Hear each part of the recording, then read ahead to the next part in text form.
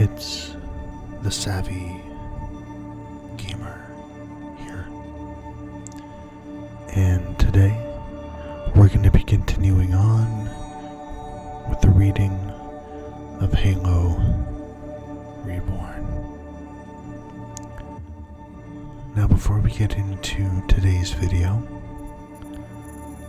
as always, if you like the content and want to hear more, leave a like, comment, subscribe, all that good stuff, so you can stay up to date and help the channel grow. Now, last time when we left off, Axel and his team from his new Oni assignment had begun to develop a new type of robotic soldier, which they called the MCU, Mechanical Combat Unit. They had developed it and tested it, and it seemed to be going well. So we can see where they left off and see how it all goes. So, without further hesitation, let's continue. With the success of the MCU, he could envision a future where these robotic soldiers would become an integral part of military operations. Their adaptability, tactical prowess, and unwavering loyalty made them invaluable assets on the battlefield. Axel's mind raced with ideas for further enhancements and improvements. But the MCU wasn't the only thing that Axel had in mind. He had plans to create a more powerful weapon for the standard use by the MCUs. He planned to further surprise the Oni executives by creating a more powerful weapon than the already standard use MA-5C created by the Mizraya Armory. The newly created weapons would be standard use for the MCUs. While Axel was lost in thought, the Admiral and a few other men approached him with a document in hand. Axel had snapped back to reality and took the document which was handed to him. Commander, this document will allow for the funding and construction for a total of 500 MCU units, which will be used against the insurgents across the galaxy, said the Admiral. Axel nodded his head as he read over the document, while listening to the Admiral at the same time. In addition, since you are a military officer, the top brass at Oni has decided to place you in charge of leading these 500 robotic units as the battalion commander of the 1st Robotic Battalion, continued the Admiral. This caused Alex to look up from the document he was reading. Don't worry, you will retain your position as the head of Section 3. Only your responsibilities will be expanded, and you will receive more funding from the top brass, explained the Admiral as he got closer to Axel, to where the two of them could hear each other. I don't know what the top brass see in you, but you are young and you have proven yourself numerous times already. And I like to see those who are young rise in the ranks. So from here on out, you have my support if you need it, said the Admiral. Axel had snapped to attention and performed an almost perfect military salute. "Thank you, sir. I won't let you down." The Admiral smiled as he turned around and walked away. "I know you won't, son. So keep striving for greatness." The ONI executives stayed for a few more minutes talking before they left. Axel had already returned back to the lab to begin development of a new rifle to replace the MA5C. Meanwhile, the engineers got to developing the 500 MCUs, as requested by the top brass at ONI. With additional funding, Axel was able to expand the facility and request additional personnel. Chapter 5. The progress on the new rifle, which Axel had named the MPCR-1, the multi-purpose combat rifle, was progressing well. His knowledge and understanding of the Forerunner technology and ancient data enabled him to create a more powerful weapon than the MA5C. "Sir, what is this?" asked Taylor.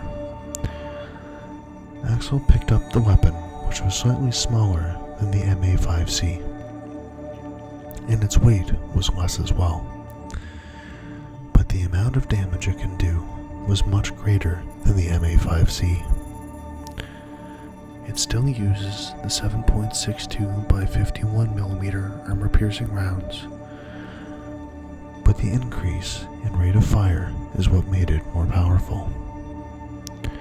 The standard use MA5C has a firing rate of 750 to 900 rounds, while the MPCR-1 has a fire rate of 900 to 1100, making it deal more damage because of the speed at which the bullet traveled. A single clip for the MPCR-1 could hold 50 rounds at once, compacted into a lightweight clip, which shouldn't put too much weight on the robotic units which would be carrying them. This is the new standard use rifle which I have designed for the use by the MCUs, said Axel, as he then went on to explain the new features of the rifle and how it compared to the MA5C. Taylor was fully engrossed as Axel described the functionalities of the MPCR-1. With each passing day, working alongside Axel, Taylor gained valuable knowledge and became increasingly grateful for the opportunity to work with someone who seemed almost superhuman in their abilities, like Axel. "This is the finished product, and I want you to take it down to Chief Engineer Jackson," said Axel. Chief Engineer Jackson was the chief engineer under Owens, who was in charge of the building of the MCUs and any other project that is sent his way. Axel had placed the weapon in a case and handed it to Taylor. "Take it to him and tell him that we need enough for all the MCUs and enough as reserves," ordered Alex. "Aye, sir. I'll make sure it gets to him," responded Taylor, as he left the room and went towards the engineering section of the base. Axel was now alone in his laboratory, or so he thought, until a call came through on his computer. He crossed the lab and pressed the button to answer, transferring the call onto the large screen in front of him. On the screen appeared a face that Axel hadn't seen since his graduation from officer school. It was his adopted father, Captain Cole, who had been promoted from commander to captain in the past few months. "Commander," Captain Cole said with a stern expression, "I hope I'm not interrupting anything important." Axel straightened up and stood at ease. "No, Captain. Not at all. It's good to see you. Captain Cole nodded, his eyes studying Axel intently. Likewise, Commander. I've been keeping an eye on your progress, and I must say I'm impressed with what you've accomplished so early in your career. Though that is to be expected, since someone of your dedication and intelligence shouldn't have had a hard time surpassing their peers at all. Axel showed a fake smile to Captain Cole, just to show his respect to the man who will use him to advance his career. Thank you, Captain. It has been quite easy so far. Axel was not lying, since he was just been given ranks like it was nothing. Easy, you say. It may seem that way for you, now that you've caught up to me in rank, but don't expect any more promotions coming your way anytime soon. I had to fight for you to get those ranks, along with a few other officers who recognize your brilliance. If it weren't for getting assigned as the head of ONI Section 3, you wouldn't have even become a commander. Captain Cole wanted to keep Axel grounded, and not let him become too confident in his future success. The reason was simple. Although Captain Cole wasn't his biological father, he was still his adopted father, and didn't want to see Axel pass him in rank when he has to fight tooth and nail just to get captain. In truth, if Axel kept getting more success, then he might be promoted again in the coming years and given more responsibility.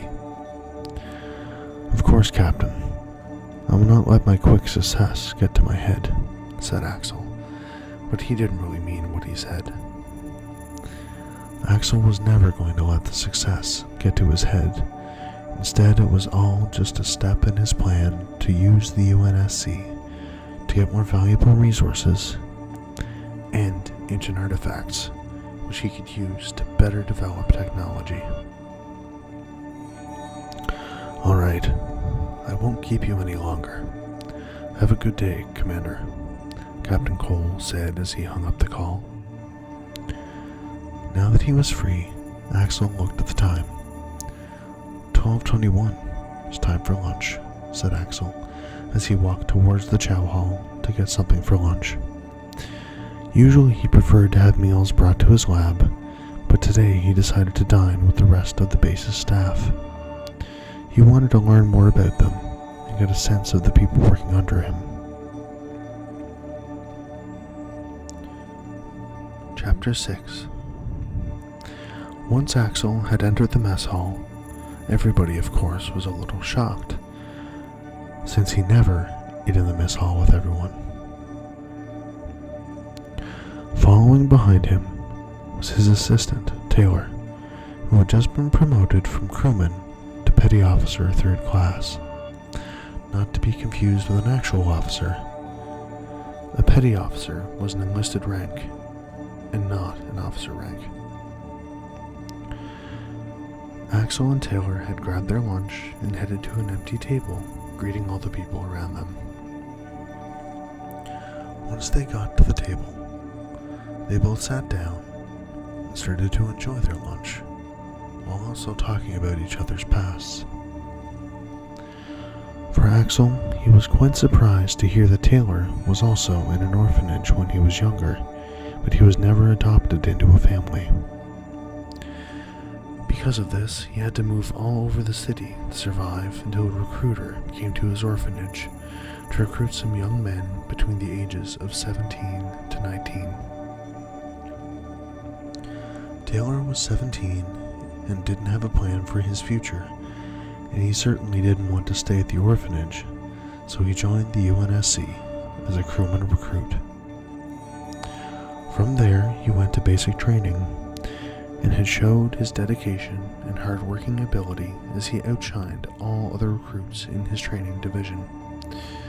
Because of this, he was promoted from crewman recruit to crewman, skipping directly over crewman apprentice. He received special duty orders and was chosen to be the assistant to the renowned genius Axel Woods. This news filled him with excitement, as it was a rare opportunity for someone of his rank. Special duty assignments were usually reserved for emergency situations, like war, where immediate action was required. Axel intentionally selected someone young and open-minded, rather than someone with years of experience, because he wanted to have a good working relationship. This doesn't mean he wouldn't be able to get along with someone older, but it would just be easier with someone younger. However, that was only one aspect of his decision. The other factor was Taylor's impressive results on the physical exam. His scores were ideal for Axel's future plans of genetically enhancing humans to increase strength and abilities. Besides fulfilling certain criteria, such as high scores, someone must also possess strong character to be considered for genetic alteration by Axel. He wants to ensure that those who undergo the process will be able to maintain control of themselves in the future. Despite the potential consequences, Axel will inevitably be chosen to lead the resurrected Spartan Program in a number of years. As he takes control, he will modify the genetic code from the original program, ultimately creating an unprecedented type of soldier whose actions and values will greatly influence their future as a Spartan and their longevity in the program. A person with a strong moral compass and good character could withstand the demands of being a Spartan for 25 years. However, someone with a negative character would not be able to endure the constant battles and ridicule from regular soldiers for very long. However, someone of good character would likely have more resilience and be able to withstand stress for a longer period of time. This is because their innate nature is already virtuous, making them less susceptible to the negative effects of stress compared to someone with a flawed character. As Axel and Taylor finished their lunch, Axel leaned back in his chair, his thoughts lingering on the future of the Spartan Program. He knew that the top brass only needed time before they figured out that they needed the Spartan Program, and he would be the only logical choice for them to choose to lead it. "Well, Taylor," said Axel as he got up with his plate in hand as all the food was already eaten, "let's go and learn more about the staff." "Aye, sir," said Taylor as he got up and followed Axel, who went to talk with the other staff members in the mess hall. Meanwhile, on reach, Dr. Halsey, who was recruited by Oni to be a civilian consultant, was sitting in her office, bored out of her mind. "If I could only see him again," said Halsey, as she was referring to her friend Axel, who was the only one whom she could talk to equally. Her time spent here was filled with boring work, so she often wrote in her personal journal about her thoughts and concerns, as well as penned important research notes. All she could do was wait until the next time she sees him.